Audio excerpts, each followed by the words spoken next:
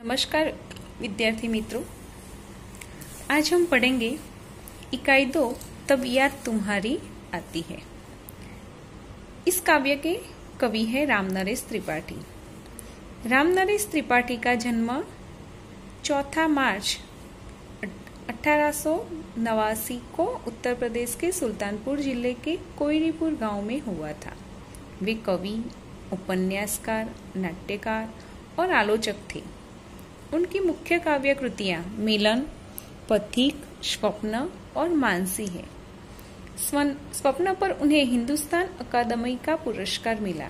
उनकी हे प्रभो आनंददाता ज्ञान हमको दीजिए प्रार्थना बहुत प्रसिद्ध है।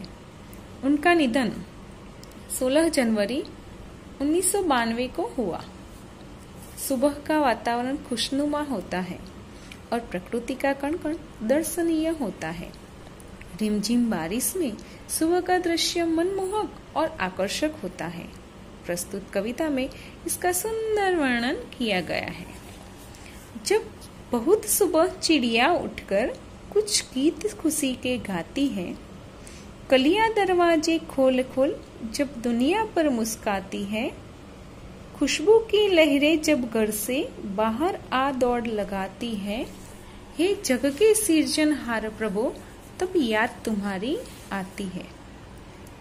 जब बहुत सुबह चिड़िया यानी कि भोर होने के समय में जल्दी उठकर कुछ गीत खुशी के गाती है, यानी कि इस तरह चहचहाने लगती है जैसे वे खुशी के कुछ गीत गा रही है। कलियां दरवाजे खोल खोल, कलियां भी अपने दरवाजे खोल खोल कर जब दुनिया पर मुस्कुराती है, यानी कि दुनिया पर मुस्कुराने लगती है।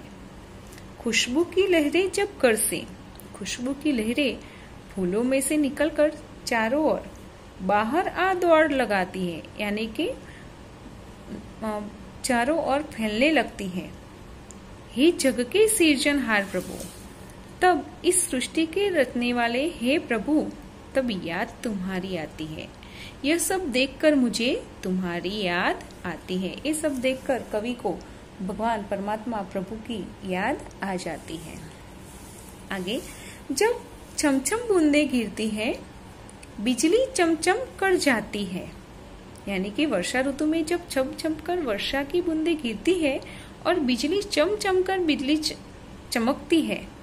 मैदानों में, बनबागों में जब हरियाली लहराती है, जब मैदानों, वनों और बागों में हरियाली लहराने लगती है। जब ठंडी ठंडी हवा कहीं से मस्ती ढोकर लाती है, जब ठंडी ठंडी हवा भी पता नहीं कहां से अपने साथ ढेर सारी मस्ती उठाकर ले आती है, हे जग के सिरजनहार प्रभु, यानी कि सृष्टि की रचना करने वाले ईश्वर। तो यह सब देखकर हे सृष्टि की रचना करने वाले प्रभु मुझे तुम्हारी याद आ जाती है।